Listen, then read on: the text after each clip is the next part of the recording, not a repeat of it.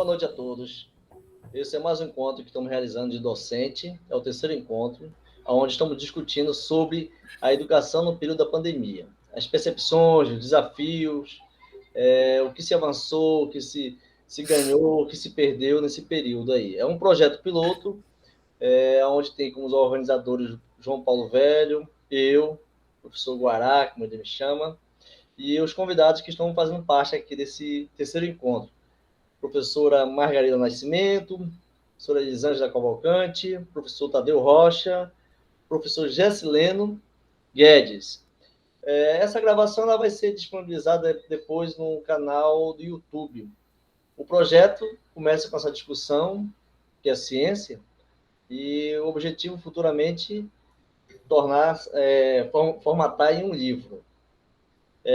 A primeira palestrante da noite é a senhora Margarida Nascimento, engenheira civil pela PUC, mestre em engenharia da produção pela Federal do Rio, Universidade de Fluminense, pós em administração financeira pela FGV, MBA em gestão empresarial, tutoraria online, 2010 e 2019. Pós-graduação também em Psicologia Positiva da Educação em Tempos Modernos, em AD. Neurociências, PUC. Está correto, professor? Correto. Então, eu passo a palavra para a senhora se apresentar aí. E se a senhora tiver slide, pode já disponibilizar. Tem 15 minutos para fazer a sua explanação. Correto. Para eu poder compartilhar, aqui nas atividades, não? Gente, eu acho que eu me esqueci aqui. Como eu coloco para compartilhar a tela. Né?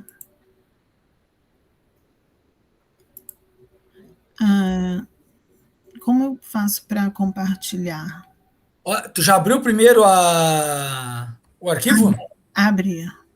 Tá. Agora tu vai lá embaixo, lá onde tem uma setinha, e clica nela. Lá do lado dos 3 pontinhos. Ah, tá. Aí vai perguntar uma janela. Uma janela, tá. Tá bom. Ah, sim. Clica 2 vezes ali, né? Compartilhar isso. Bom, eu vou tentar falar sobre esse... tá. Bom, que é o tema, né, de vocês, educação pós-pandemia, EAD, né? Estou mostrando aqui para vocês uma sala de aula vazia, né, e uma professora numa lousa, né, para vocês fixarem essa imagem. Eu estou tentando fazer com que vocês pensem, né, que esses alunos deviam estar aí ou não deviam estar, mas hoje em dia eles não estão, eles estão em suas casas, ou eles estão na área rural, né, como o nosso colega falou, em ambientes afastados, onde às vezes a internet não chega, né, então a sala de aula hoje está vazia. E para discutir toda essa questão, eu trouxe para a gente conversar sobre o papel do docente nesses novos tempos após a pandemia. E eu trouxe algumas reflexões aqui, né, para a gente conversar. Eu vou dar minha opinião, depois se alguém quiser falar alguma coisa, a gente vai seguir a ordem que foi apresentada anteriormente para perguntas ou posicionamentos. Tá? Eu leio a reflexão, vou falar alguma coisa rápida para não tomar o tempo dos outros. Bom, a primeira é: sempre devemos fazer com que os estudantes se envolvam muito no que estão fazendo, que se interessem e queiram descobrir o que fazem. Mihail Csikszentmihalyi. Olha, eu fiquei tentando falar esse nome bastante tempo. Esse é um psicólogo dessa quarta força da psicologia positiva, e ele desenvolveu todo o estudo de flow, que é a possibilidade de você desenvolver alguma tarefa e se desligar totalmente e ir do início ao fim num estado de total envolvimento com o que você está fazendo. Né? Por que eu estou chamando essas atitudes, esses posicionamentos. Depois eu vou explicar. A segunda reflexão é: o professor que importa é aquele que te ajuda com todo esse conteúdo que está aí a construir algo que é significativo para você. Yuval Harari, do livro 21 Lições para o Século XXI. Né? Esse livro é muito interessante, não sei se todos já leram, né? E ele constrói ele tem várias reflexões para que nós possamos pensar muito no que está se aproximando para as pessoas em todas as áreas, não só na educação, mas em todas as outras áreas. A outra reflexão é: educação é encantar pessoas, é motivá-las para que queiram aprender e evoluir, é trabalhar todas as possibilidades. Essa é de José Moran, que vocês devem conhecer bastante. Ele foi meu professor nesse curso de educação em tempos modernos da PUC, né? É uma pós. Temos uma outra que temos que pensar na educação online com apoio de tecnologias, valorizando docentes que sejam criativos e que saibam responder a grandes questões. Segundo o professor José Moran, nos próximos anos teremos robôs ensinando os conteúdos, plataformas com inteligência artificial e para o desenvolvimento de competência dos estudantes. Então, todas essas questões que eu coloco para os colegas leva em consideração que o professor ele vai ter que, nesse momento em diante, desconstruir a imagem que ele construiu ao longo do tempo, tá? E construir outra. Tá? Então, nós vimos aquela sala de aula vazia, sem nada, e a gente vê a primeira reflexão, né, falando para que os estudantes se envolvam no que estão fazendo. Será que eles se envolvem no que estão fazendo quando o professor vai para frente da sala de aula e começa a falar sobre o assunto em pauta, a disciplina que ele está, e o aluno vive fora desse momento uma situação em que ele tem total autonomia para buscar informações, para conversar, para jogar jogos, para se desenvolver de outras formas, né? Para ler jornais, revistas no seu celular, quando a mãe tem, ou pela televisão, quando ele está vendo alguma coisa, né? A segunda, que fala que o professor é aquele que te ajuda com o conteúdo, já é um passo além. Ele não está só falando lá na frente, ele vai até o aluno para conversar com o aluno, né, para que ele possa construir alguma coisa que seja significativo para ele, para o aluno. Quer dizer, ele vai até descobrir o que o aluno deseja aprender, porque muitas vezes o aluno não quer aprender alguma coisa, uma coisa qualquer, mas as pessoas obrigam ele a aprender, ou seja, não são as pessoas, é o sistema que existe, né? A terceira reflexão é sobre o encantamento que você faz com as pessoas, né, para motivá-las, né, para tirar de dentro daquelas pessoas o conhecimento que elas possuem, né? Até as crianças, às vezes, ou quase sempre as crianças de agora, principalmente, elas até nos ensinam a mexer no celular, a resolver os problemas. Eu agora saí daqui desesperada com o meu iPad, pedi para meu filho para desligar, que eu não estava conseguindo. Então, veja como é que são as coisas, né? Eu que mexo com essas tecnologias todas, não sabia desligar o meu iPad. Então, você vai encantar, você vai envolver essas pessoas, e aí você tem em troca alguma coisa, né? O envolvimento do aluno, que vai evoluir e vai trabalhar todas as possibilidades que são apresentadas para ele.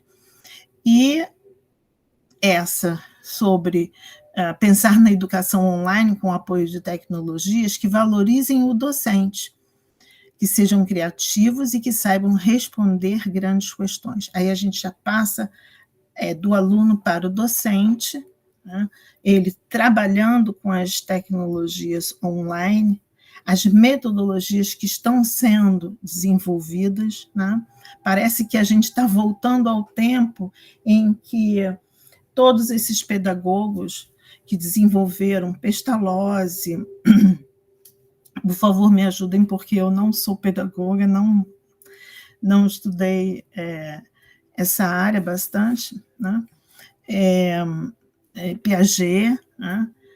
E essas pessoas estudaram, a partir das crianças, e a partir do comportamento das crianças, como elas iriam aprender, né?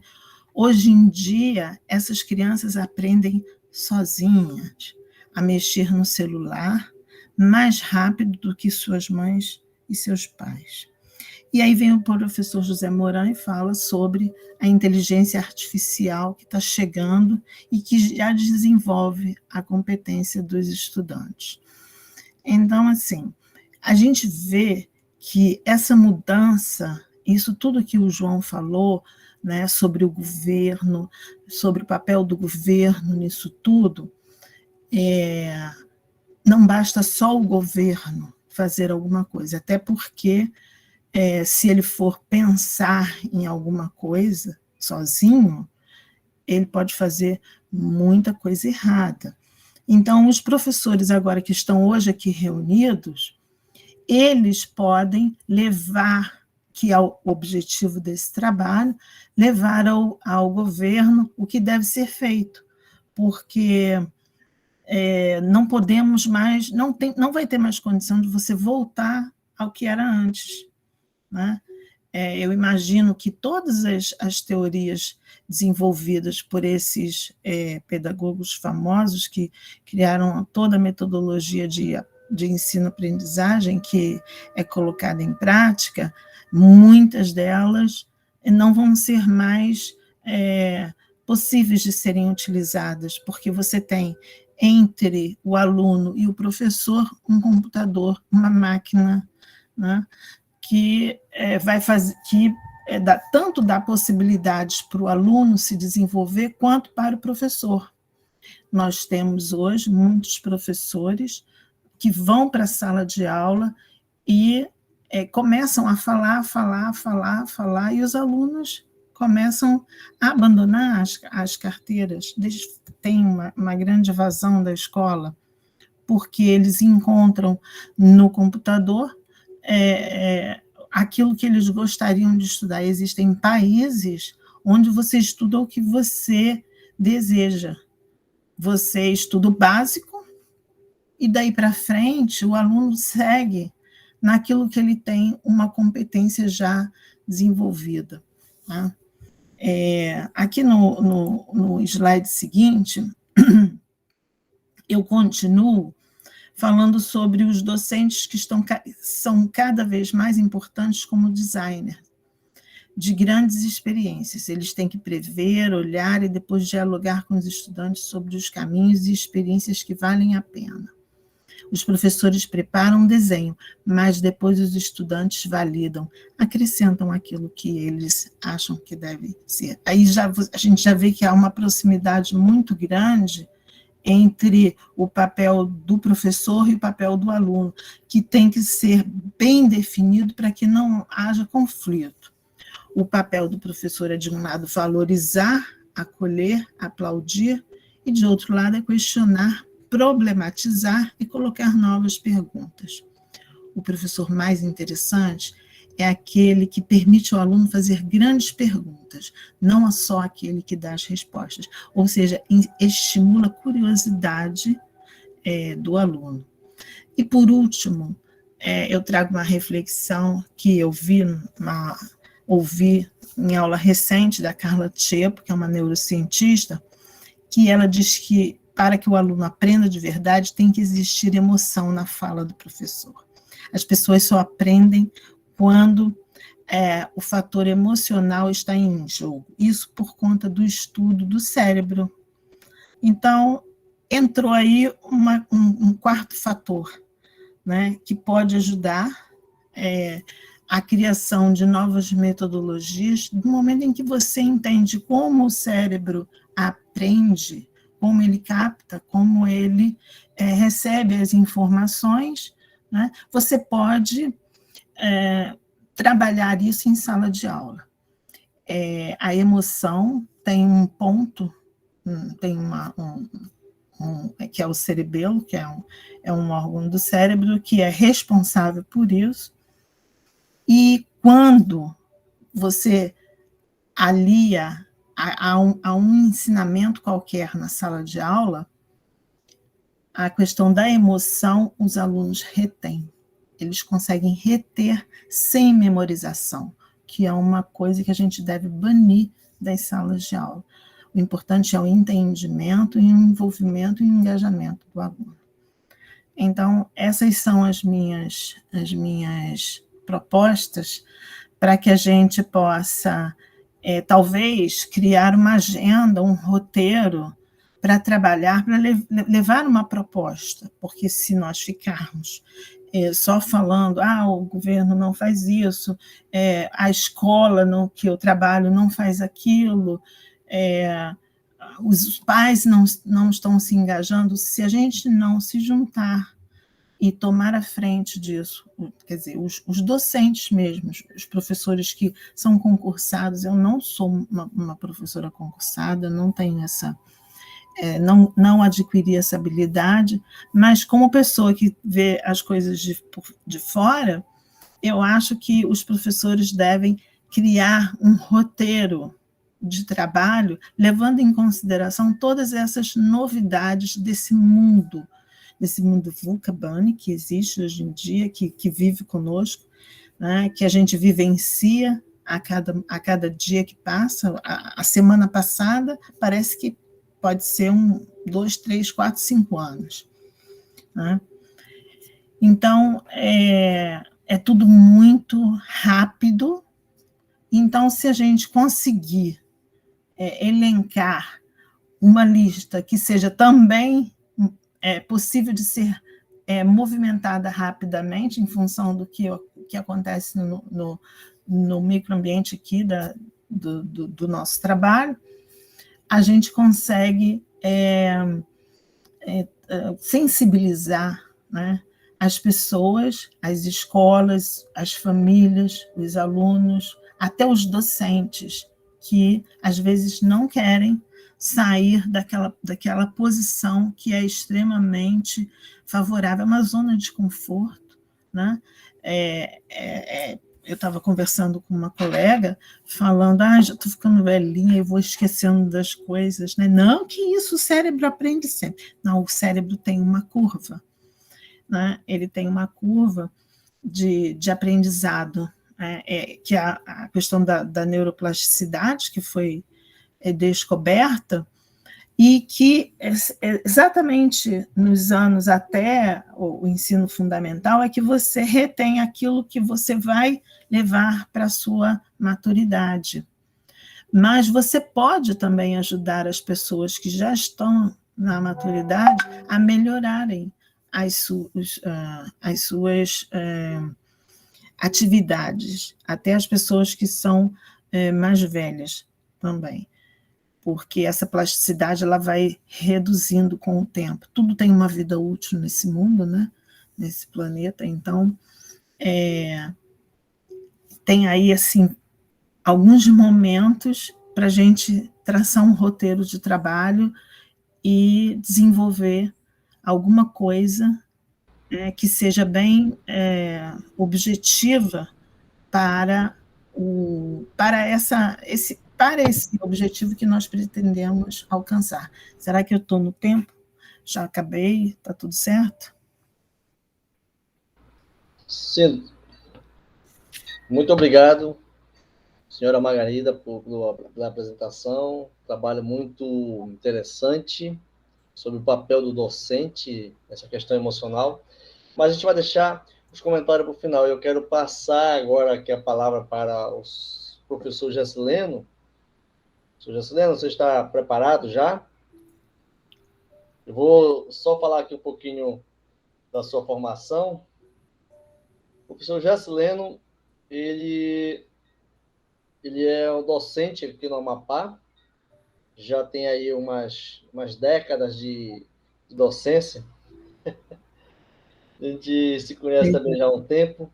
É um professor que gosta de desafio, gosta também de não só do desafio, mas de ser criativo no que faz, né? Então, eu conheço ele já há um tempo, eu sou até suspeito de falar, mas o professor Gessileno, ele é especialista nessa área aí que trabalha, eu digo assim, de tecnologia, porque volta e meia eu procurava, mas ele é um professor já que trabalha bastante tempo na rede pública, em sala de aula, também trabalhou um pouquinho fora da sala de aula, na parte de gestão, então ele tem essa prática de sala de aula e de gestão, de tecnologia na teoria e na prática.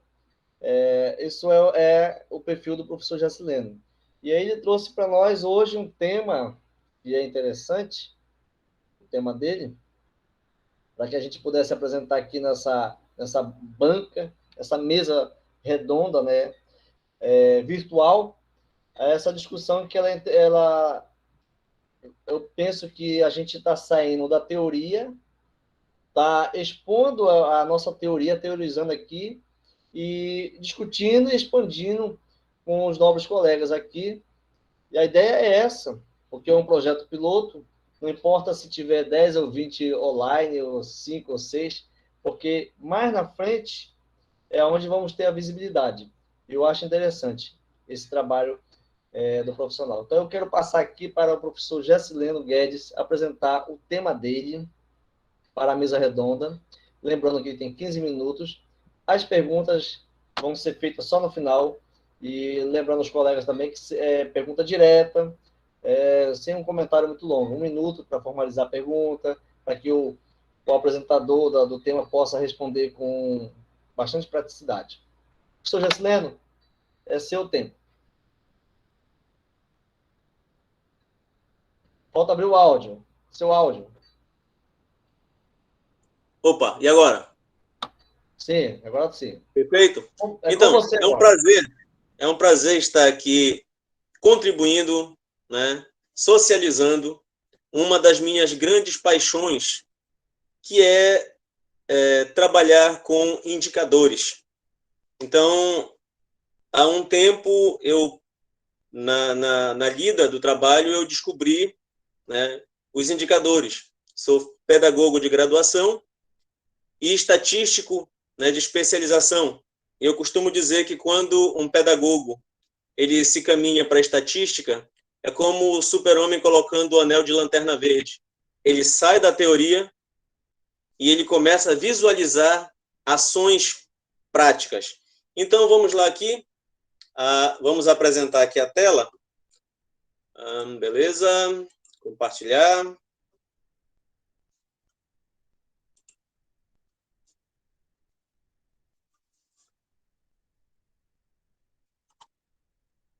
Ok? Está nítido para todos? Sim. Então, é o seguinte.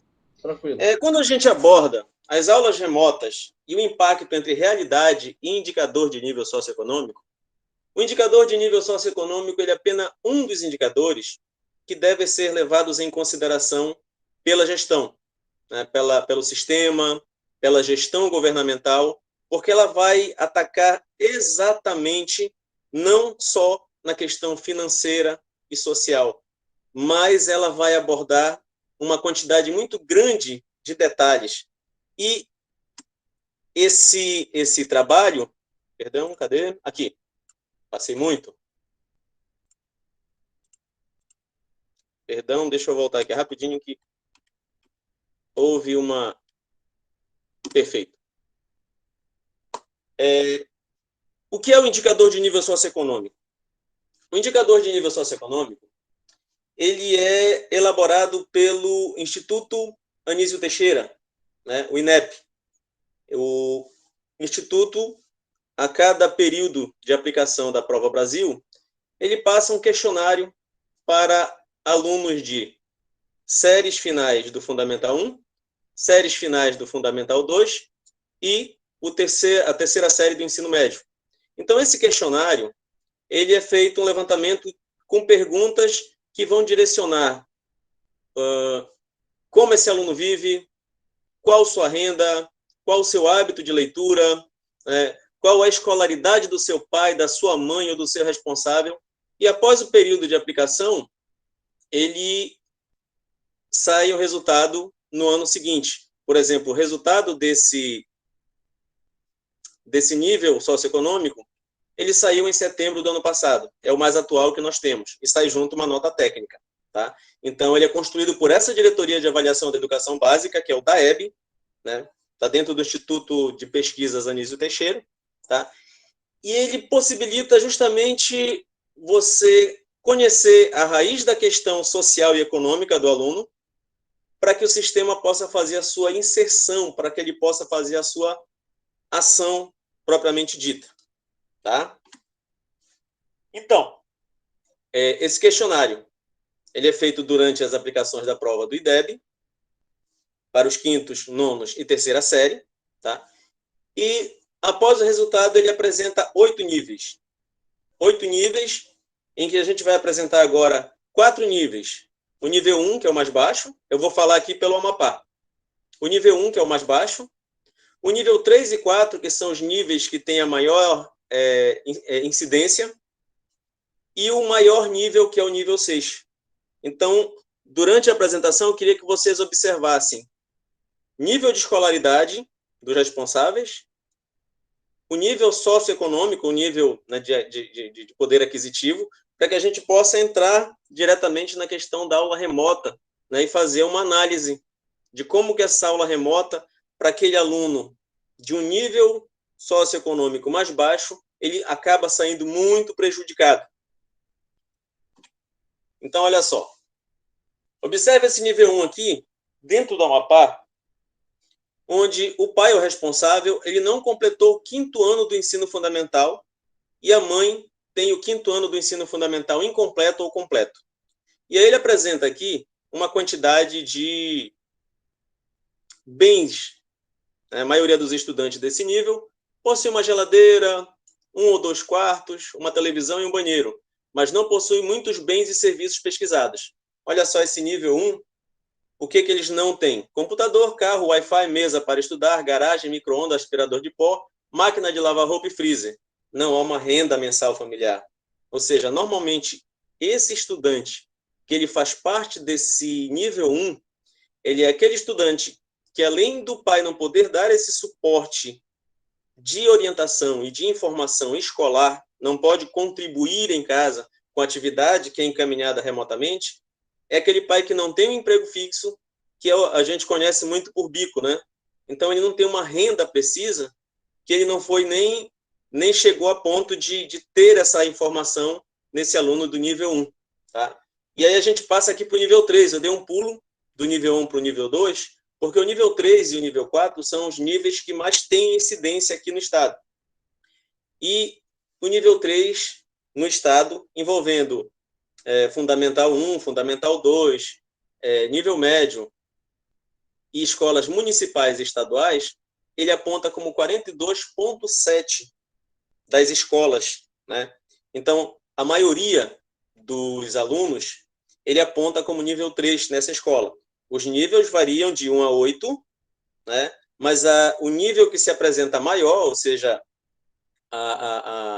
o nível maior, é aquele que a escola vai apresentar. Ela vai ter todos os níveis, mas onde houver a maior incidência, é esse nível que a escola vai ser cadastrada, vai ser reconhecida. A mãe responsável e o pai têm o ensino fundamental incompleto ou completo ou ensino médio completo. A maioria possui uma geladeira, 1 ou 2 quartos, uma televisão, um banheiro, Wi-Fi, mas não possui computador, carro, garagem, aspirador de pó. Parte dos estudantes passa a ter também freezer e forno de micro-ondas. a renda familiar mensal é entre 1 e 1,5 salário mínimo.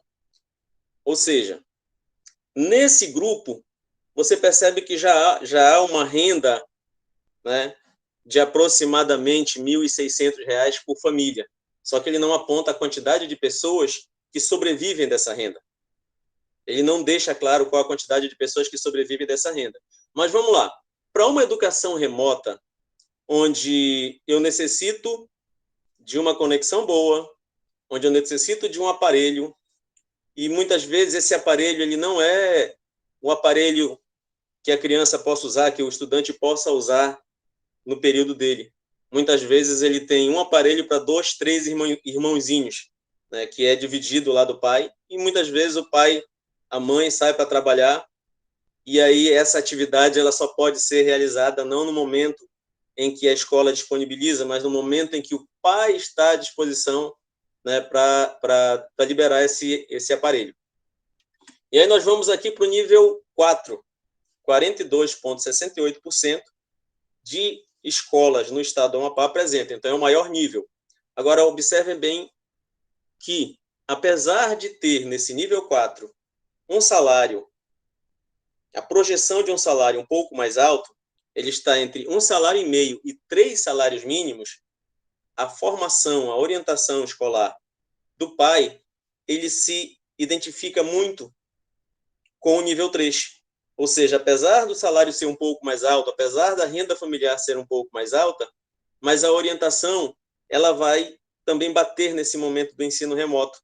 Ela vai bater de frente porque a dificuldade dessa orientação em casa, ela é maior.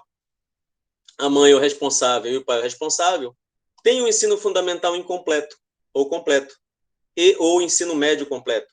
A maioria possui uma geladeira, 1 ou 2 quartos, um banheiro, Wi-Fi, máquina de lavar roupas e freezer, mas não possui aspirador de pó. Essa questão de não possuir o aspirador de pó, se vocês observarem, que à medida que o nível ele vai aumentando, algumas coisas que para alguns é supérfluo, ele já vai acrescentando aqui. Tá? Parte dos estudantes deste nível passa a ter também computador, carro, mesa de estudos, garagem, forno de micro-ondas e 1 ou 2 televisões. A renda familiar mensal está entre 1,5... Perdão, gente, eu estou lendo o nível 4 aqui, né? Tá. 1,5 e 3 salários mínimos. Então, apesar de ter uma apresentação de uma renda familiar maior do que o nível 3, a escolaridade ela também se equipara. E essa escolaridade dos pais ela vai bater muito forte no momento em que essa orientação, queira ou não, ela fica a cargo dos pais. Porque quando você manda uma atividade, você faz uma atividade, e o pai está com essa criança em casa, a mãe, muitas vezes é ele que vai tentar contribuir, né, tentar dar uma orientação, uma explicação melhor. E o nível de escolaridade, ele é o mesmo do nível 3. E aí nós vamos para o nível 6, onde aqui no estado, 0,61%. E aqui representam somente 2 escolas. Né? A mãe ou responsável, ou o pai responsável, tem o ensino médio completo ou o ensino superior completo. A maioria possui uma geladeira, 2 ou 3 ou mais quartos, um banheiro, Wi-Fi, máquina de lavar roupas, freezer, um carro, garagem, forno de micro-ondas, mesa para estudos e aspirador de pó. Parte dos estudantes deste nível passa a ter também 2 ou mais computadores e 3 ou mais televisões. A renda familiar mensal é entre 7 e 20 salários mínimos. Então, a gente observa, nessa subida de nível, uma disparidade que ela começa a se formar. E aí nós temos aqui, eu fiz um demonstrativo por nível, onde a gente apresenta, escolhi aleatoriamente uma escola nível 1, uma escola nível 3, uma escola nível 4 e uma escola nível 6. E na parte de cima, ela apresenta os 8 níveis de como foi distribuído dentro da escola. Olha só, a escola de nível 1, ela apresentou 65,87 de alunos que tem o nível 1. E no nível 2, 34,13. Ou seja, esmagadoramente ela é nível 1. Então, esse aluno, quando eu pego lá no nível 1 que está abaixo da linha do salário mínimo, que o responsável está abaixo da escolaridade, que não pode dar esse suporte. Então, eu preciso compreender, eu preciso entender que a minha ação, eu tenho que fazer a minha parte, mas eu preciso acionar o Estado, eu preciso acionar o sistema para que ele observe isso para tomada de medidas, para tomada de ações voltadas para essa questão. Nível 3. Esse nível 3 não foi acidental, tá, gente? Eu peguei a escola que eu trabalho. A escola que eu trabalho é a Escola Irineu da Gama Paz. Ela fica aqui no Congoz. É uma escola que trabalha com Fundamental 1, Fundamental 2 e EJA. Então, olha só como ela se apresenta. Ela não tem o nível 1, mas ela apresenta um nível muito alto de nível 2, 27,36%, e 30,49% de nível 3. Então, eu posso considerar que do nível 3 para o nível 1 são o grupo de estudantes que está mais prejudicado, né, por essa dificuldade de acesso. Ele não tem esse acesso com facilidade. Na maioria das vezes, é aquele pai que tem um WhatsApp, que coloca um créditozinho de 15, 20 reais, ganha 5 GB de bônus, 15 GB de bônus, mas quando muitas escolas colocam o Google Meet, que até a gente mesmo sente esse peso da oscilação, da internet fraca, o Google Meet muitas vezes não contribui, ele cai. Imagina um pai desse, né, um responsável desse, que tem naquele salário reduzido e ainda tem que estar investindo nesse telefone que consome, o Google Meet, ele consome uma base de 350 mega por hora. Então, não existe condições de um aluno do nível 3 para nível 1 de estar participando de uma aula via Google Meet. E aí é que eu sugiro, como professor, que a gente saiba utilizar os aplicativos de gravação para poder mandar pelo WhatsApp, que o WhatsApp ele tem franquia, né? Ele tem banda livre. Então, a partir do nível 4, na escola que eu trabalho, ele já apresenta 27,44% dos alunos, nível 5, 8,89%, nível 6, 3,27%, nível 7, 1,85% e o nível 8, 0,7%. Aí aqui, lembrando, no Amapá, nós não temos os 8 níveis, nós temos apenas os 6 níveis, porque não existe quantidade para categorizar, para entrar o Amapá como 8 níveis. Agora, São Paulo, Minas, Rio de Janeiro, ela já apresenta os 8 níveis. Amapá, somente os 6. Então, vamos lá para uma escola nível 4.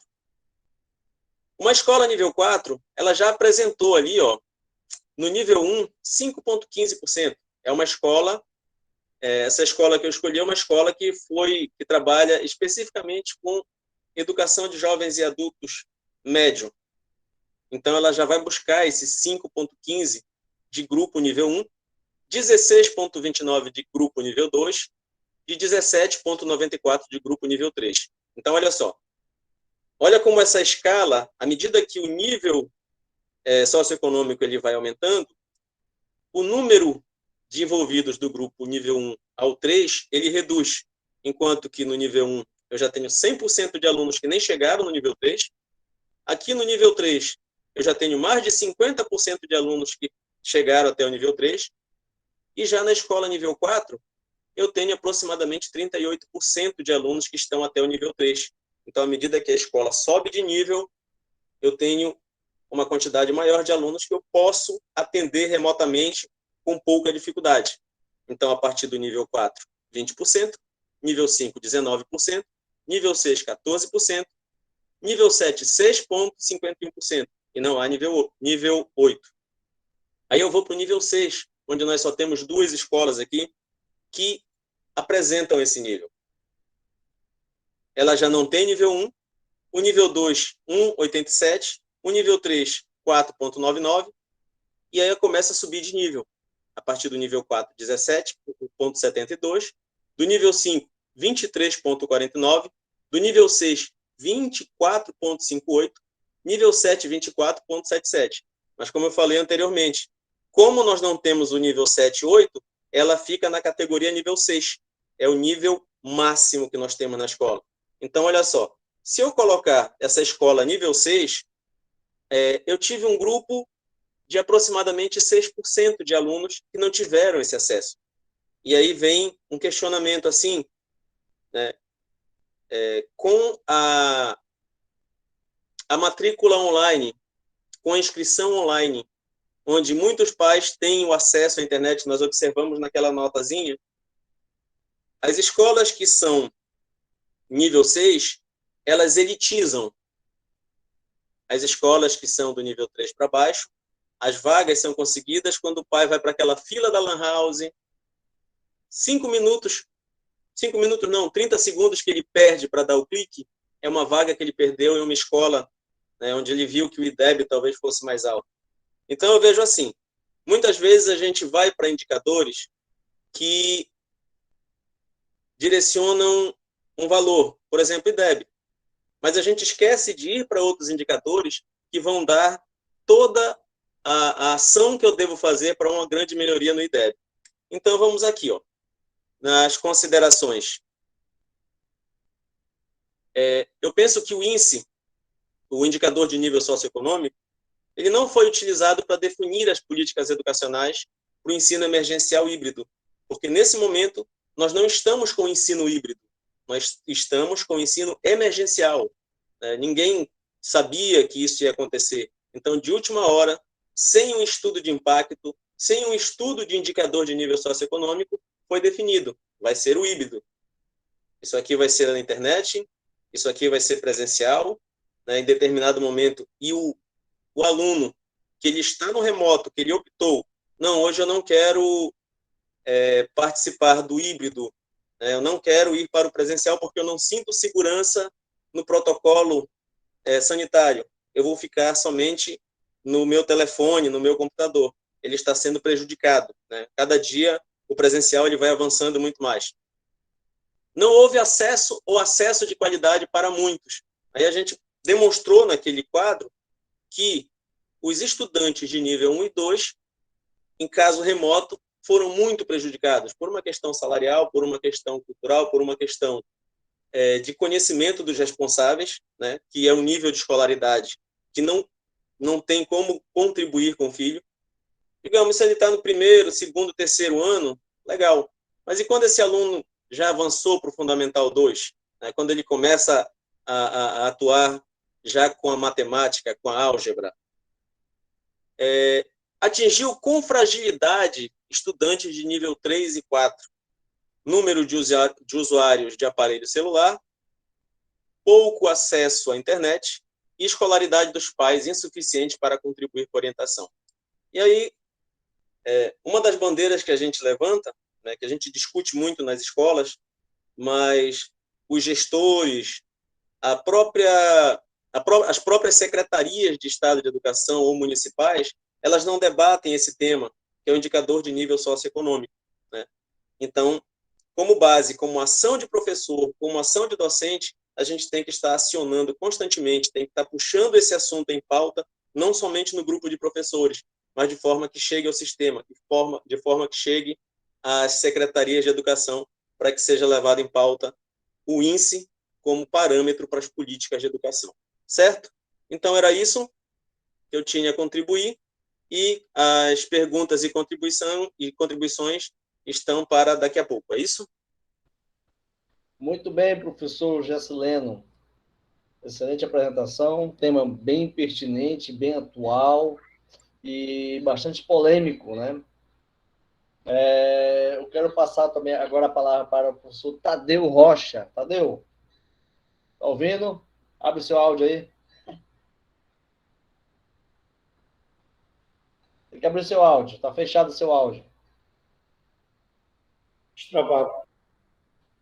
Raimundo Tadeu Quadros da Rocha é professor formado em letras, bacharel em direito, deve ter umas 10 especializações aí, tem um mestrado, tem um doutorado pela FIX, é também um grande questionador da educação, contribui com as suas arguições e também tem aí a contribuir com esse tema no período da pandemia, que é importante a gente discutir, apresentar aqui as nossas indagações, depois trocar as ideias, porque isso é importante, o crescimento. A ciência não se faz por si só, né? Ela se faz por indagações, por contribuições e publicidade. E neste momento nós estamos gravando aqui e vamos, não hoje, né, mas um outro dia, dar publicidade aos temas apresentados. Tadeu, com você. Beleza. Está um pouquinho distante. Isso. Vamos lá. Estou no trabalho ainda, boa noite a todos. Eu trabalho fora do local que eu moro, trabalho a 250 quilômetros da minha Tenta cidade. ficar um pouquinho mais próximo da câmera, está muito distante. Você acha Aí que está está? saindo um pouco distante a tua voz. Tá dando para ouvir o Tadeu bem? Bom, prosseguindo então. Sim, educação é preocupação da gente como ser humano, humanização, a gente precisa estar sempre discutindo e enfrentando os problemas que a realidade coloca, né? Educação não se faz só com leitura, a gente sabe muito bem, educação se faz também com atitudes, educação se faz com propostas, e tudo isso é motivado pelos desafios que a gente enfrenta. Eu já agora ler um pouquinho da minha vida de estudante, eu me considero um estudante, eu me considero um curioso, eu me considero uma pessoa interessada nessas temáticas, por isso a gente está aqui participando desse debate, e realmente mostra o compromisso dos profissionais, né? Mostra o compromisso e o embrião de um projeto que pode ter muitos frutos adiante. Parabenizo a todos que tiveram essa iniciativa. Então, a proposta da gente é refletir um pouco sobre esse momento da educação em tempos de pandemia. O dilema da gente não só como profissional, mas também como pai, né? Como membro de uma família. A pandemia, na realidade, ela mexeu com a estrutura de todos os segmentos, de todas as instituições da sociedade. Nós temos, certamente, dificuldade para lidar com crises. As crises, e a pandemia se manifestou, agora se revelou, eclodiu como a crise mais recente assim, e mais assustadora, mais global que nós tivemos, e ela aguça sentimentos na gente, sentimentos bons, sentimentos ruins. Ela causa insegurança, ela causa medo, ela causa pânico, nos deixa sem chão, nos deixou desorientados do ponto de vista da sanidade pessoal, como também da própria condução das instituições onde nós estamos integrados. Trabalho, ficamos ausentes dos nossos trabalhos. A família, passamos a ter um tipo de relação diferente com a família. Os filhos, por exemplo, nós tínhamos, estamos aqui com pessoas de diferentes regiões do Brasil, mas nós tínhamos, em regra, o hábito de ser transportador dos filhos, né? Nossos filhos eram por nós transportados ao colégio e de lá a gente trazia de volta, tinha pouco tempo de convivência, e hoje a gente, durante o período da pandemia, a gente experimentou, a gente teve a oportunidade de conviver com as crianças de uma forma diferente. Passamos a trocar muito mais tempo, a dedicar muito mais tempo a eles, né? Não só no convívio familiar propriamente dito, como também na própria condução do processo de ensino-aprendizagem em razão dessa adoção das modalidades de aulas remotas e híbridas, né?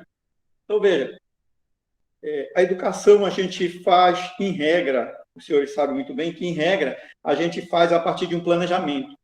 Na época da pandemia, isso tudo se inverteu. Nós fomos primeiro para a ação. A gente precisava resolver o problema. Então, primeiro tem que se fazer, depois a gente reflete sobre o que está fazendo. Era preciso preencher a lacuna, era preciso ocupar o espaço do vácuo da ação escolar, motivado pela ausência, motivado pela impossibilidade das crianças estarem presentes na escola. Então, era preciso fazer alguma coisa. As escolas, então, adotaram o quê? Algo que já vinha sendo feito há muito tempo, com ênfase na metodologia, que era o ensino à distância, né? O EAD. Eu lembro que na minha adolescência existia uma escola chamada Instituto Universal Brasileiro. E pronto, era assim foi o protótipo da educação à distância, né? Eu lembro que muitas pessoas da minha geração fizeram cursos nesse instituto, e ali a ênfase era conteúdo, não se vislumbrava muito a questão da metodologia. Hoje, o momento é outro, porque a gente está reforçado por um aspecto que, na época, era muito rudimentar, que é o aspecto tecnológico. Hoje, a gente tem ferramentas que fazem com que esse ensino se torne um verdadeiro desafio, porque ele expõe o professor, assim como ele oportuniza um contato quase que pessoal, né? Um contato instantâneo, um contato direto com o aluno, diferente do EAD. O EAD tem as suas nuances, o EAD tem todo um cenário, tem toda uma modulação de voz, tem toda a iluminação. Quem trabalha com EAD sabe que as aulas são gravadas em estúdios, né, e que há todo um suporte tecnológico por trás, de forma que não há nenhum tipo de deslize, né? É diferente da gravação da aula remota, né? Que a gente tem que, digamos, se virar nos 30, né, para facilitar. A gente tem que usar os nossos recursos, né, pessoais e parcos de tecnologia, que, em regra, o professor, alguns colegas têm esse domínio, mas, em regra, o professorado não tem. E a gente tem, então, que se munir deles, buscar se dotar, né, trazer essa qualificação assim de uma forma bem rápida, de uma forma até improvisada, porque o objetivo é levar a aula justamente para preencher essa lacuna da aula presencial. E aí a indagação da gente, a indagação que a gente propôs aqui nessa fala, nessa participação, é se essa aula e a escola, né, quem se destacou nesse segmento foram as escolas públicas, né? As escolas privadas, porque, em regra, já tinham...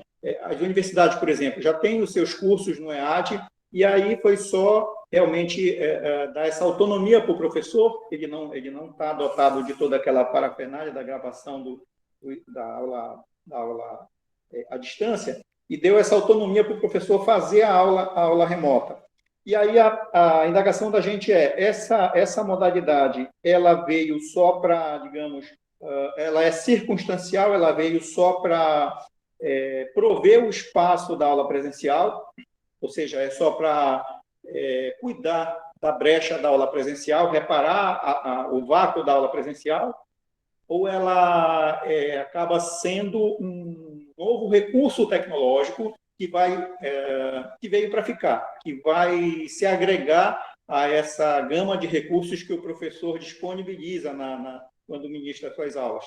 Ela veio só para... O mote da nossa indagação era esse, né?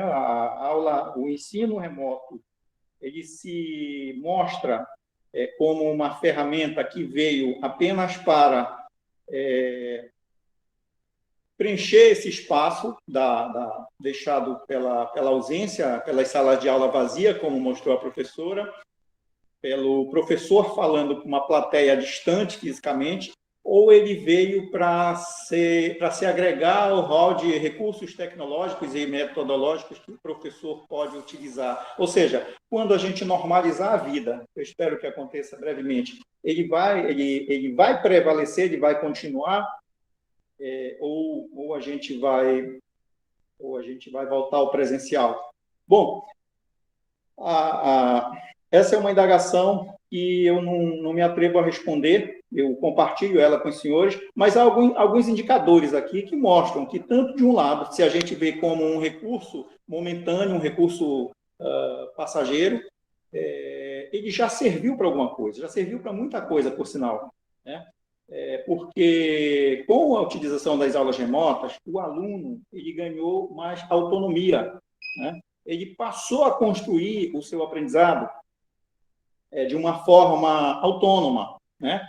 Muito embora a gente tenha que reconhecer também que esse distanciamento ele é prejudicial. Ele é prejudicial porque ele prejudica a interação. Aquela interação que leva em conta não só a expressão vocal propriamente dita, mas toda uma circunstâncias expressivas, né? Tanto na recepção, quando alguém ouve, quanto na expressão, parece redundante, quanto na manifestação expressiva propriamente dita. Então, essas nuances da comunicação, elas são prejudicadas com o ensino remoto. A gente vê essa modalidade, assim como ela privilegia alguns aspectos, mas também acaba desprestigiando outros, né? Aqueles que a gente verifica muito presente no ensino presencial. Então, vejam só, a gente teve toda uma caminhada que partiu lá atrás do mimeógrafo. Qual era o objetivo do mimeógrafo? É você disponibilizar o aluno para que ele aprenda autonomamente através de uma apostila, né? Nós passamos pelo retroprojetor, e também o objetivo era esse, uma projeção para que o aluno tivesse ali um momento, como o professor colocou, um momento de motivação na aprendizagem. Motivação é uma manifestação interior, né? Conforme o professor colocou muito bem, é uma manifestação interior para a aprendizagem, que pressupõe também a autonomia. Nós passamos pelo retroprojetor, pela transparência, e hoje a diferença é justamente o aspecto tecnológico. E ele é muito rico, ele é vasto, eu diria que ele é sedutor, né? Ele faz com que o aluno tenha uma gama, assim, um recurso imenso, um leque imenso de informações, e eu diria que esses recursos todos, eles não ofuscam o papel do professor. Na verdade, eles são um desafio para o professor, né? Toda essa situação nova e o fato da sociedade agora estar munida de uma variedade de recursos tecnológicos, embora a gente tenha dificuldade, né? Como o professor Juscelino colocou, muitas famílias têm dificuldade, mas os recursos estão disponibilizados, abstraindo as mazelas sociais que nós temos e conhecemos e somos solidários a elas. A sociedade dispõe de uma variedade de recursos que fazem com que o ensino fique mais sedutor. O professor precisa cativar o aluno, o professor precisa ser um bom indutor do processo de aprendizagem para que o aluno não se perca fascinado pela gama de informações que a tecnologia traz. Eu acho que o professor precisa rever o papel em relação à condução, porque ele deixou de ser, digamos assim, o disseminador da informação, o disseminador do conhecimento.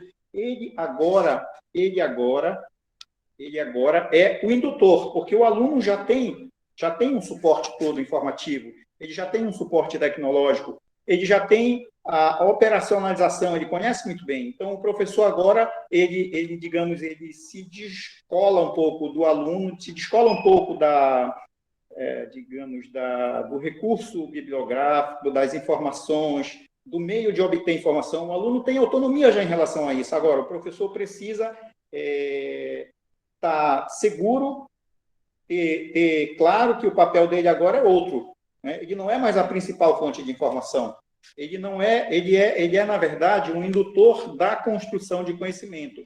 O aluno precisa ser desafiado a aprender a utilizar essas informações que ele obtém por meio dessa gama de recursos tecnológicos. O aluno precisa ser desafiado a processar intelectualmente e apresentar o produto dele, com base na gama de informações que a tecnologia trouxe.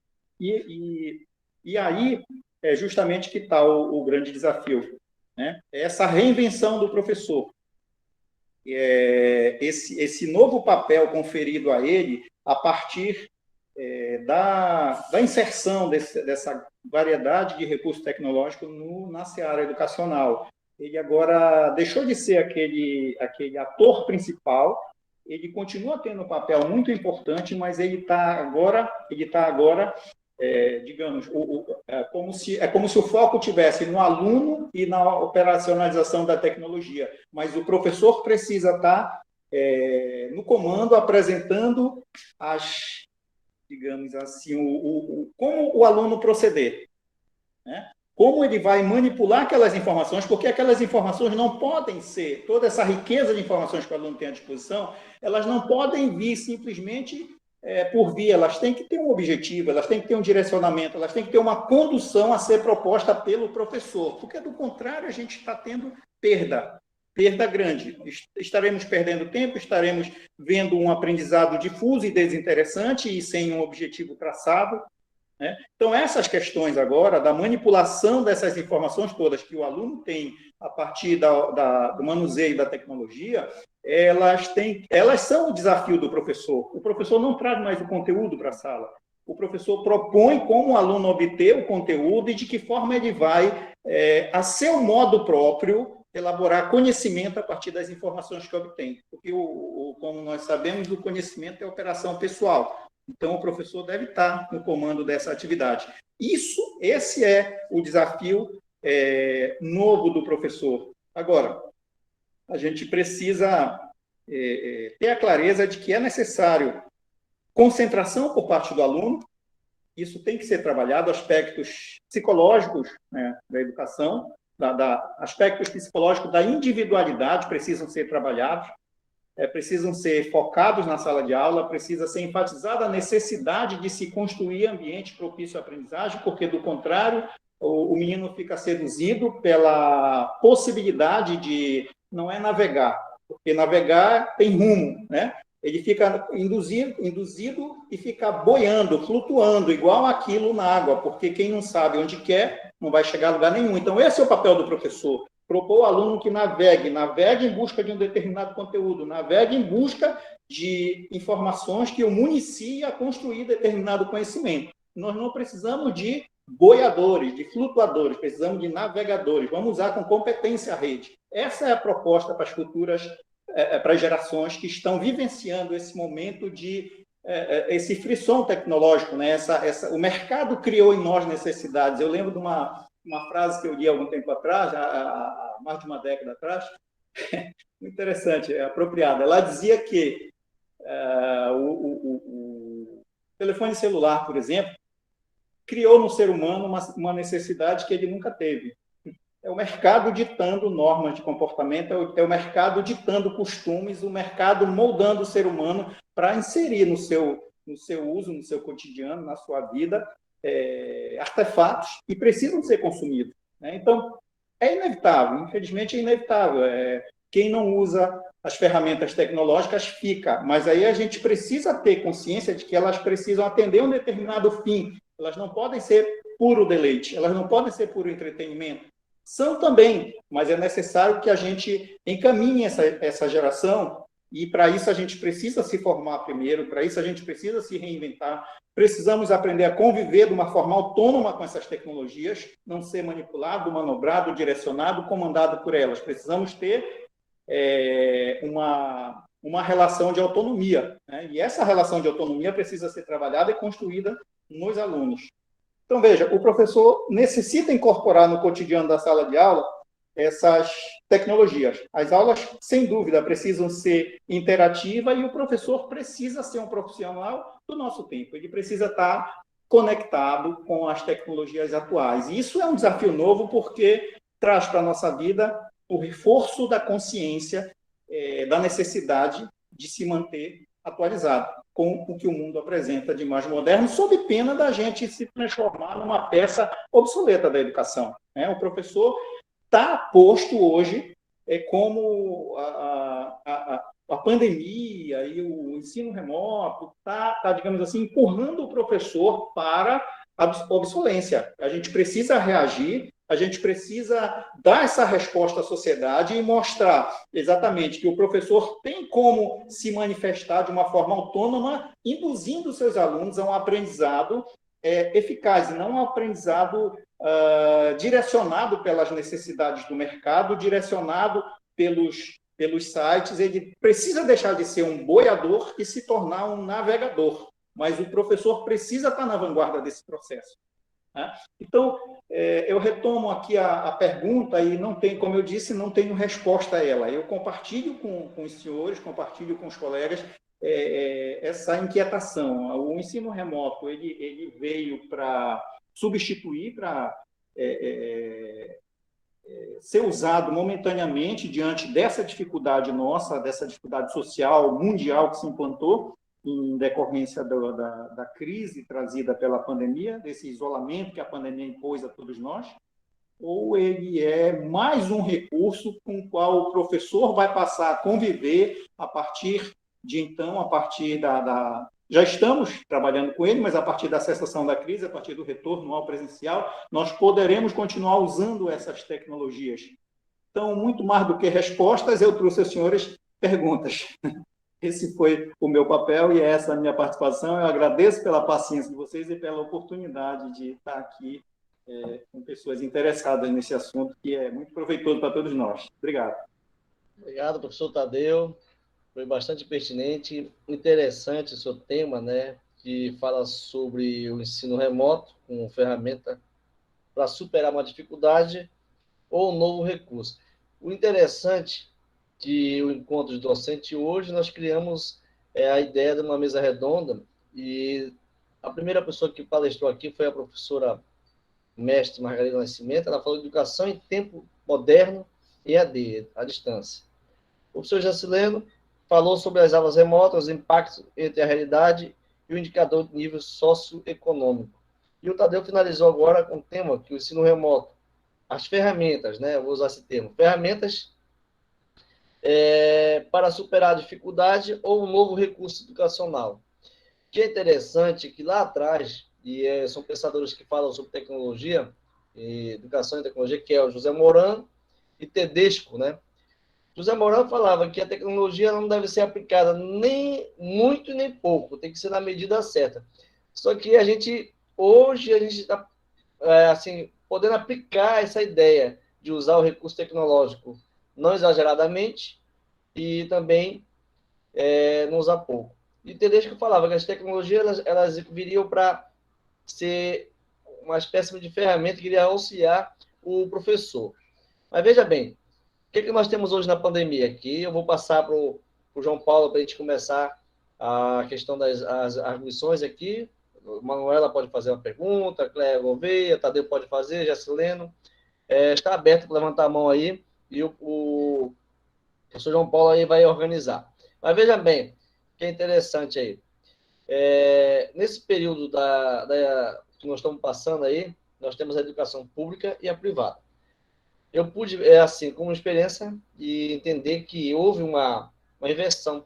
Muitos alunos que eram da escola privada foram para a pública, não pela qualidade da educação pública em si, mas por uma questão econômica, porque as instituições privadas, em vez de se adequar à realidade que estavam, em termos financeiro, em termos de economia que tiveram, não abriu mão de dar um desconto e tudo mais, e aí houve uma migração intensa de alunos de escola privada para a pública.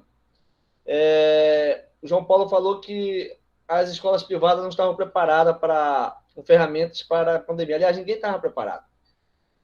Recentemente saiu uma reportagem aí do governo federal, na verdade, acho que foi o INEP, falando que mais de 5 milhões de alunos não têm acesso aos recursos tecnológicos.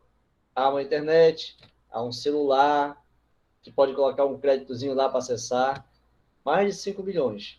Então, imagine qual vai ser o impacto para estes alunos que não tiveram acesso a esse recurso tecnológico para ter aula remota. Quando o Jacileno coloca aí, e eu me permito fazer a primeira pergunta para o Jacileno, ele fala sobre essas avaliações que as instituições passam. Como é que vai ser feita a avaliação? Ou em que eles vão se basear? Porque o ensino está, em algumas situações, híbrido, em outras está totalmente à distância, com pequenos vídeos. Como vai ser avaliado para se alcançar aqueles índices, né? O que vai se levar em consideração? Porque nós não temos hoje a aula totalmente presencial. Aliás, está voltando, né? Mas a gente pode falar daqui para frente. E nesse período de 1 ano e meio, Gessilena, como é que ficaria essa avaliação? Seria a primeira pergunta que eu faria para a Gessilena. Já estou furando a fila, viu, João Paulo? Tá. Aí eu passo aqui a palavra para o João Paulo. Gessilena, tu já anota aí a pergunta para você falar. João Paulo, o Tadeu já levantou a mão aqui para ser o primeiro a perguntar. João Paulo, passo para você a palavra. Ótimo, o professor Tadeu quer fazer pergunta, vamos deixar ele fazer a pergunta aí o Juscelino responde, depois eu faço uma pergunta aí. Vai lá, Tadeu. A pergunta seria assim, em razão dessa imposição do isolamento, o relacionamento familiar, né? A gente tinha assim um contato familiar bem esporádico, né? Bem programado, e com a imposição da pandemia a gente passou a ter uma convivência forçada. Esse é um aspecto que a gente poderia pontuar, mas há outro também, que na condução da aprendizagem das crianças tem uma diferença assim bem importante, né, na questão formativa e na questão da escolarização, né? A gente diz que a escola ela dá a formação, mas quem dá, digamos, a transmissão de valores, né? Quem passa o aspecto familiar, humanitário, valorativo propriamente dito, é a família. E aí agora a família está fazendo os dois papéis, né? Através da metodologia da escola, através do apoio, né, da escola, a família está sendo responsável pela efetivação também da escolarização da criança. O que a gente pode destacar assim, de positivo e de negativo nesse novo momento, nesse novo cenário? A gente consegue ver coisas positivas? Em regra, se vê negativo, né? Convivência forçada. O que de positivo e de negativo a gente poderia destacar desse novo momento nosso na condução eu falo nosso como pai, né? Na condução da ensino-aprendizagem das nossas crianças, porque agora a gente não é só mais um transportador, agora a gente também assumiu o papel de docente, a gente está ali mediatizando a aprendizagem deles, né? Então, a gente consegue ver, professores, assim, aspectos positivos que a gente poderia apontar e negativos como resultante desse distanciamento? É essa a pergunta.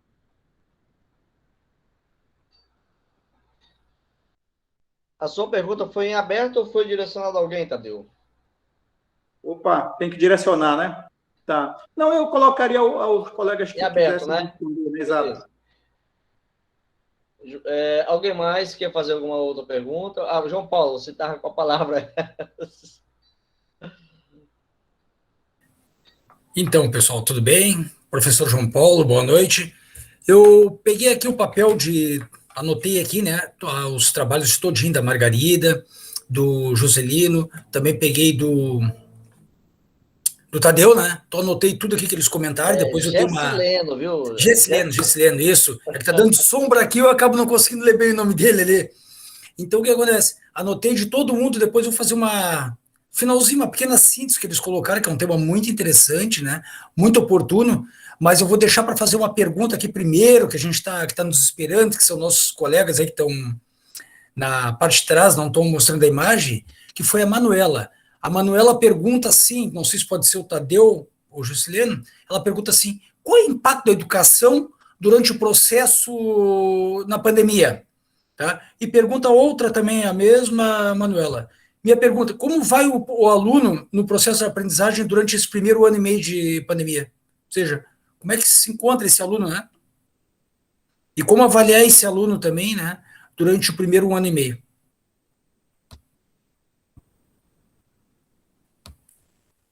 Conseguiram entender? Como avaliar o estudante no processo de aprendizagem durante esse 1 ano e meio, tá? E a outra pergunta dela: qual o impacto na educação durante o período de pandemia. Ou seja, o impacto que esses estudantes não tiveram aula efetivas, porque não tem recursos tecnológicos, né? Qual foi o impacto que teve, durante quantos anos nós vamos trazer essa defasagem que já existia, né? Se agravou ou não. Professor Gessilena, pode começar a responder, depois o Tadeu. Vamos lá. Olha só, eu penso que hoje, mais do que nunca, os professores que são licenciados, eles passaram por algumas disciplinas e que elas precisam ser atualizadas constantemente. Eu vou fazer um passo a passo aqui.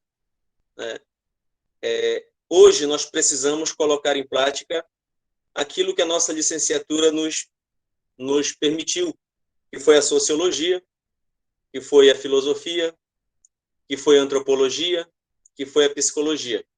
Eu não posso compreender essas 4 disciplinas lá da minha licenciatura como disciplinas apenas para pegar um certificado. Eu vou ter que resgatá-las, né? Eu vou ter que perceber. Quando eu falo sobre nível socioeconômico, eu estou entrando basicamente de mergulho na sociologia. Eu preciso perceber essa sociedade que desenvolveu e que a gente vai precisar trazer essa discussão, né, para a base do aprendizado. Quanto à alfabetização, se nós estamos trabalhando em um ciclo, e normalmente o ciclo ele vai ao 1º, 2º, 3º ano, nós estamos há aproximadamente 1 ano e 8 meses fora da sala de aula. Paralelo a isso, nós temos algumas portarias do Conselho Nacional de Educação, da Secretaria de Educação Básica, que norteiam. Então, a minha sugestão é que essas portarias basilares, que são emitidas pelo Conselho Nacional de Educação, pela Secretaria de Educação Básica, elas retornem para estudo, porque elas têm o caminho. Tá? E aí, nós tivemos uma construção recente, que foi uma participação de professores, de pais, que foi a BNCC.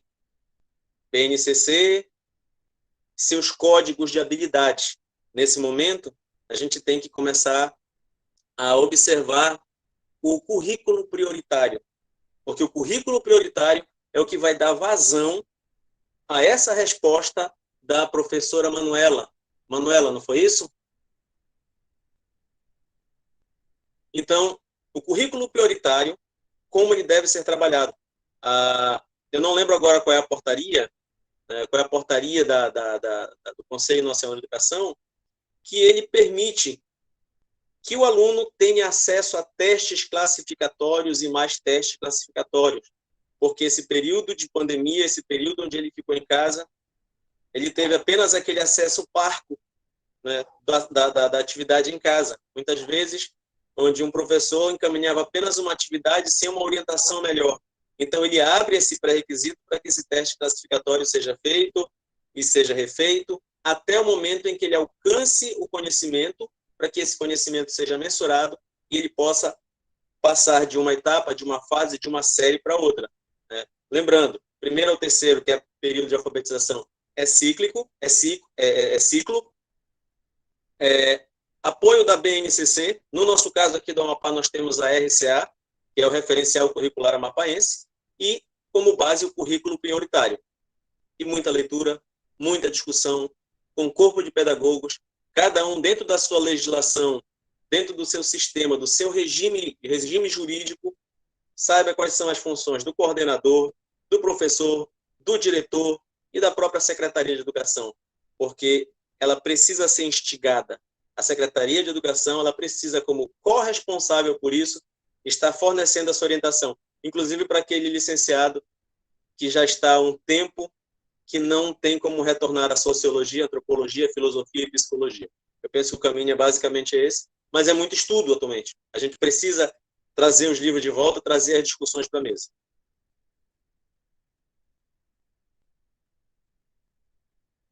Professor Tadeu. Deixa eu dizer aqui, professor, assim, essa situação nova que a gente se deparou, o susto que nós tomamos, o pânico, né? Como eu falei no início, as crises elas despertam sentimentos, bons ou ruins, são momentos de oportunidade ou ou de fracasso, né? Fracasso imposto, né? Ou fracasso também construído a partir de comportamentos pessimistas, né, diante da crise. Mas eu acho que o nosso aluno, é claro que a situação ela é particular, ela não pode ser a exigência de avaliação, ela não pode ter o mesmo nível do período pré-pandemia. Nós somos todos, inclusive os alunos, sobreviventes. Então, ter vida nesse momento, sabe, eu acho que é fundamental. A questão do aprendizado em si, nos moldes anteriores, é algo que se pode retomar. E o aluno não pode ser avaliado como uma ferramenta nova e um instrumento avaliativo antigo. Eu acho que o desafio está aí também. A reflexão é a gente fazer a adequação, né? A gente não pode ter os parâmetros do período pré-pandemia para serem aplicados de uma forma simplista no período pandêmico. É preciso avaliar essa situação. Eu acho que quem tem vida tem possibilidade. O aluno pode ter déficit de aprendizagem imposto por adaptação a uma metodologia nova, adaptação a uma dinâmica escolar nova. Mas pelo fato dele estar vivo, pelo fato dele da ausência de vacina não ter levado ele à morte, tem toda a possibilidade de recuperar um eventual atraso, se é que a gente pode considerar que houve atraso. Eu acho que houve, quem está vivo é vitorioso. Então, a gente não pode considerar essa pessoa como um atrasado, como um deficitário. Se alguém se vê como deficitário, o desafio está posto, vamos recuperar o déficit. Mas eu acho que o fato de estarmos vivos é motivo de celebrar. Todos nós, inclusive os alunos. Muito bem, interessante que você colocou aí. Assim, minha contribuição com relação a esse período, eu tenho como experiência, o que eu digo, minhas aulas laborais. Eu estive com aula presencial agora início de setembro, e a gente teve que suspender novamente por questões assim de locação. Na verdade, era mais por questões de aonde ficam os professores. Mas assim, logo de imediato eu peguei um 6º ano. Eu gosto de trabalhar com segundo segmento, 6º, 7º, 8º, 9º ano. Eu peguei um 6º ano e eu tive a paciência não só de tentar construir esse lado emocional deles, mas de trabalhar algo que, pelo período que se parou, como disse o Jacilena, a gente tem que usar um pouco que a gente aprendeu na licenciatura, não só da filosofia, da sociologia, mas da didática. E também, às vezes, é preciso você recuar um pouco, não pensar no conteúdo pelo conteúdo, mas pensar no emocional do aluno. Primeiro, eles estão assim preocupados. Depois, a questão da aula em si, né? É básico, é até simples falar, mas, digamos, eu fui trabalhar com eles a questão de como escrever no caderno as margens, margem esquerda, margem direita, quando se começa com letra maiúscula, coisas assim bem simples que o período da pandemia tirou da aula presencial, porque o professor do 5º ano não quer dizer que seja o que vai finalizar, mas esse contato com o professor do 5º ano, com certeza teria uma contribuição muito grande com relação a essa parte de continuidade do estudo. Mas o que eu pude perceber é que o principal foi o emocional, né? O Tadeu falou uma questão aí que os pais passaram a fazer o trabalho assim muito próximo dos filhos. Eu acredito diferente, né? Os pais começaram a fazer o que não se fazia há muito tempo, a ter uma participação maior com relação à educação dos filhos, a valorizar mais o professor que está na sala de aula, saber da importância da sala de aula e saber também da sua importância enquanto pai na educação, no processo de ensino-aprendizagem. É cansativo? Porque a aula remota ela teve diferença nas regiões. Nós tivemos diferença nas regiões. Nós moramos aqui no norte, no extremo norte. A região norte, ela cada estado aqui da região norte tem uma realidade. O Amapá, que é aqui no extremo mesmo, cortada pela linha do Equador, tem uma outra realidade. A gente tem dificuldade com relação à internet, apesar de dizer que tem uma banda larga, de logística, porque nós temos muitas escolas nas áreas ribeirinhas, nas áreas quilombola, indígena, enfim, é uma série de dificuldade que fez com que o professor fizesse, não só o professor, mas a própria secretaria também trabalhasse isso aí. Uma palavra que a gente já falou várias vezes aqui, e o Tadeu falou, reinventar. Se reinventar.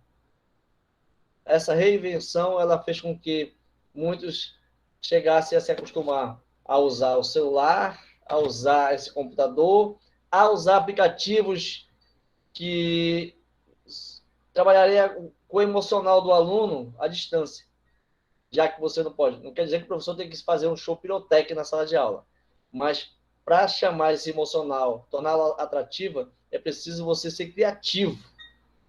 O professor Jacileno, ele trabalha com quinto ano, né, professor? Quinto ano. É correto? Perfeito, quinto ano. Ele me mostrou algumas vezes uns vídeos de algumas aulas de matemática que tinha algo a mais para chamar a atenção do aluno.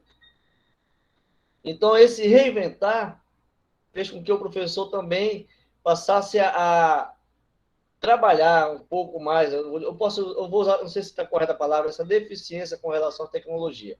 Eu acho um pouco difícil, acredito, não acho, que pode ser que daqui a um tempo se tenha mais aula através de plataformas e tudo mais, mas vai ser preciso o professor.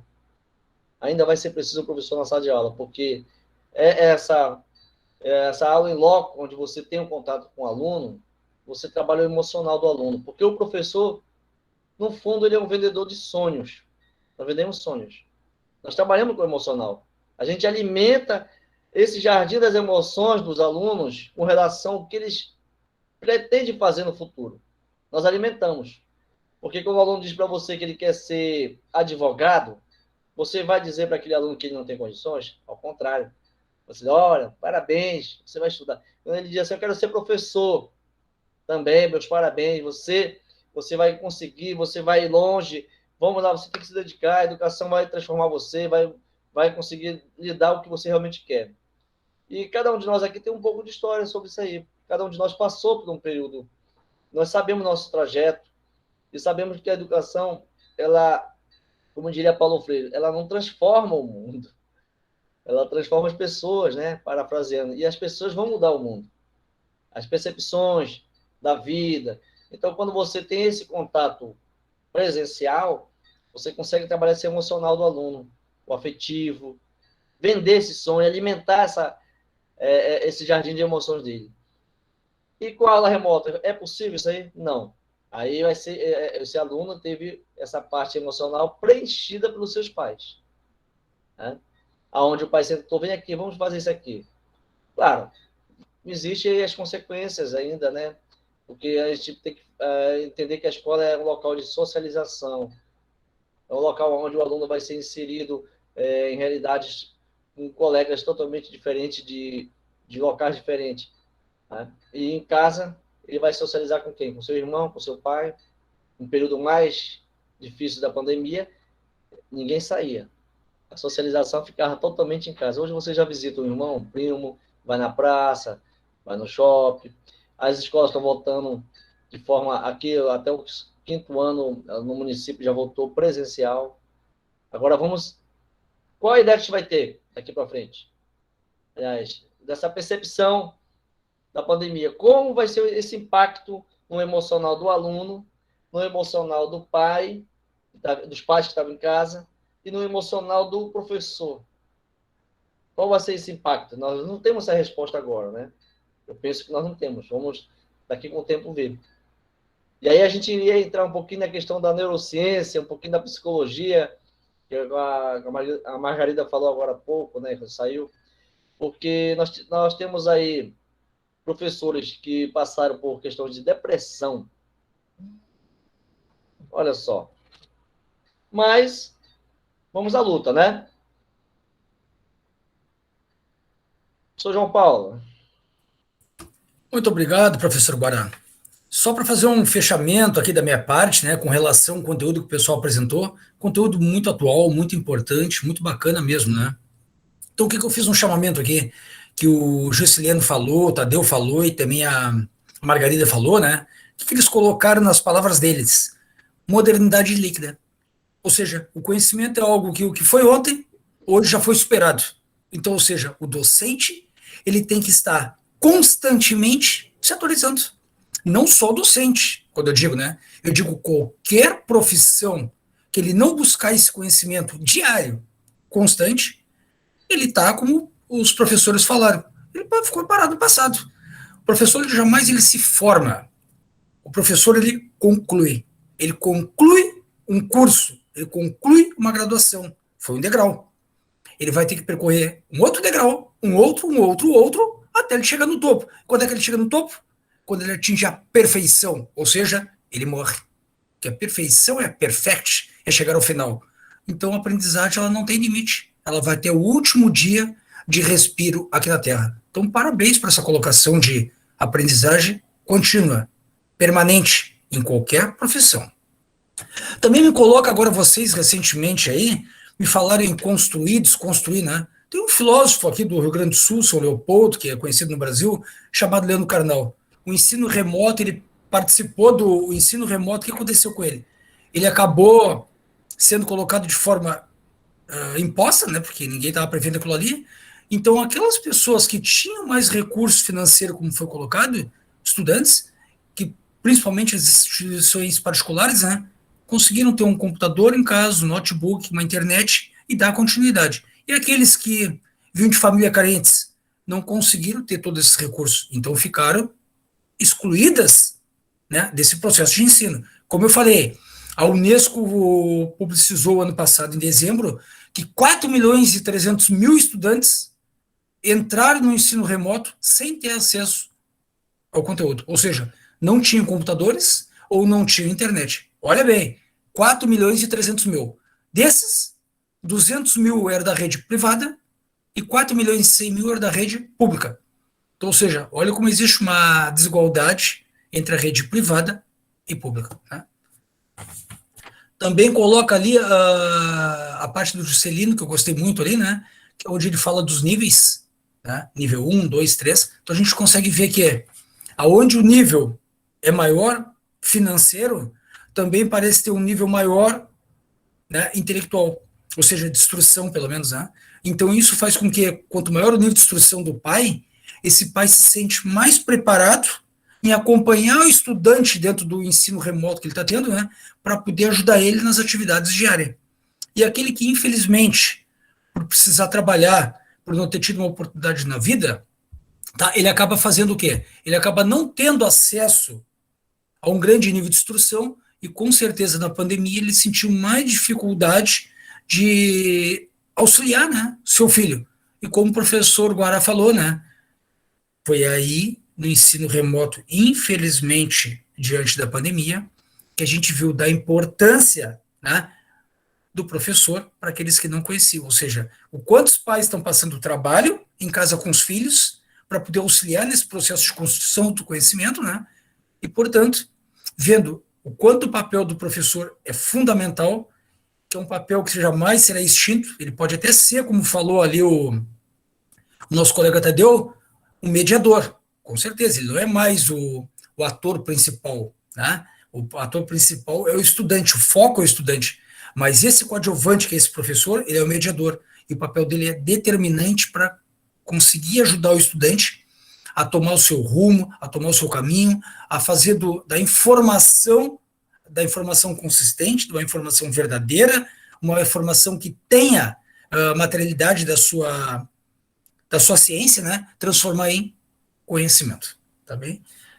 Então, também falou ali também o Juscelino, né, da questão do Wi-Fi, aquilo que a gente viu, como a gente viu, né, que tem muitas famílias que a gente conseguiu ver a publicização de propagandas, de entrevistas que tiveram, que muitos pais tinham apenas em casa um celular pequeno, que era do pai, e que ele tinha que ceder para um filho de manhã e para um filho de tarde para poder ter aula, que é o único recurso tecnológico que eles tinham em casa.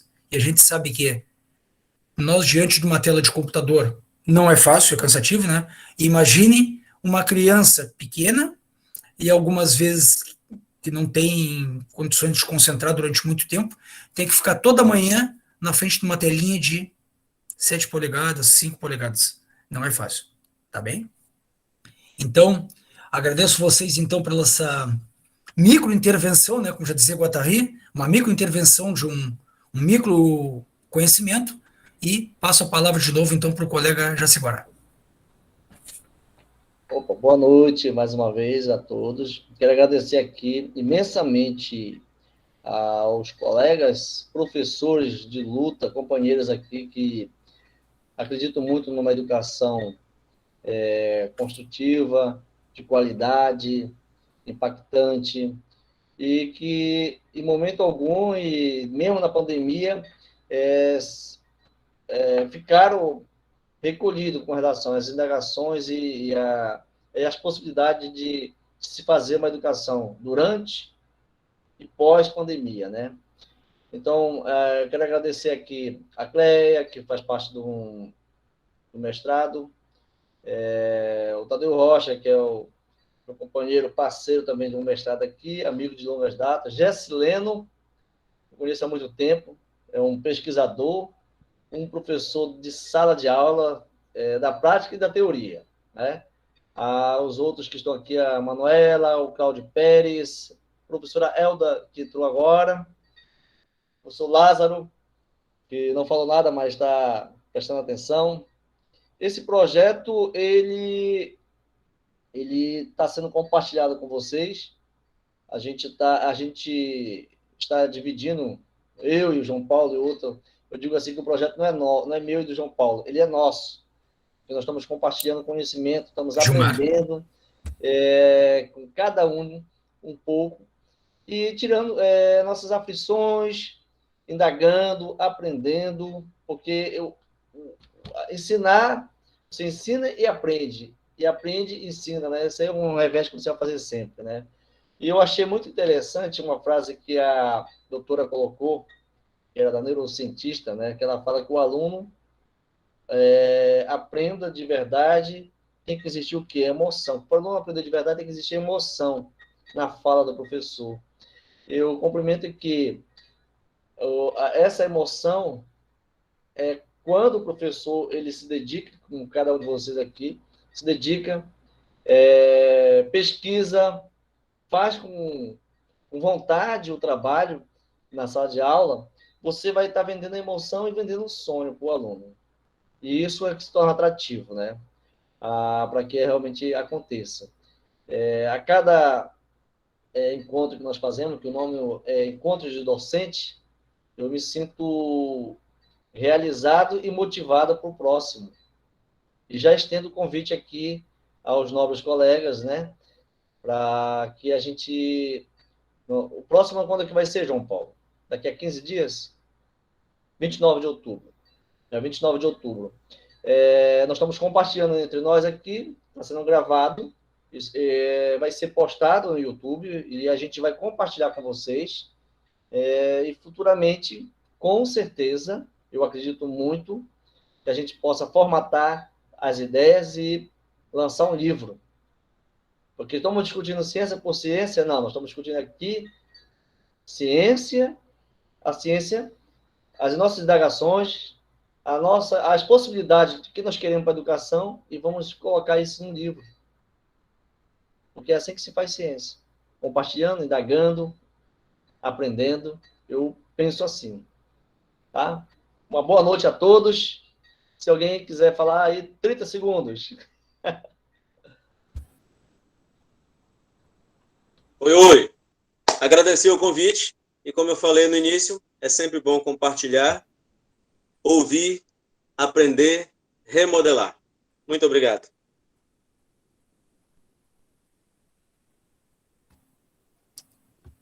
Tadeu? Ô, professor, boa noite. Bom, agradecer também, né? É importante, ninguém faz nada sozinho, ninguém constrói, ninguém reelabora nada sozinho. A gente precisa estar nessa fricção, trocando ideia, ouvindo argumentos e refletindo. É assim que se constrói o novo. Então, obrigado pela oportunidade e vamos participar aí. Surgindo a oportunidade, a gente participa. Muito obrigado. Boa noite a todos. Boa noite, então, obrigado a todos vocês que estão participando aqui com a gente aqui, obrigado mesmo pela participação, por disponibilizar esse tempo, né, e temos aqui, então, como idealizador, a gente falou no começo, que sou eu, professor João Paulo Velho, professor da FGV Rio de Janeiro, professor da Unesc Santa Catarina, e também professor, como pós-doutorando, né, da UFSCar São Paulo, tá? Então, eu leciono dentro da graduação, mestrado, doutorado, claro, em parceria com o professor titular, que é o professor da disciplina, no caso, tá? Professor Vinícius Carrilho Martinez. E com vocês aqui eu estou nessa perspectiva de a gente, enquanto docente, estando nessa questão de impaciente, né? Estando desconfortado com essa questão da educação nesse momento, de ter essa oportunidade então de vocês para poder compartilhar com a gente esse momento e quem sabe compartilhar com os colegas para que eles também possam refletir um pouco melhor sobre essa questão. Muito obrigado mesmo.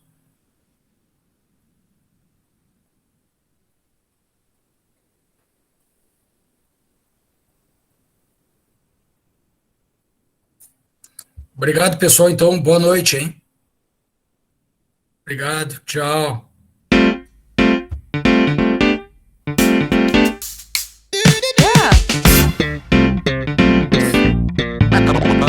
Yeah.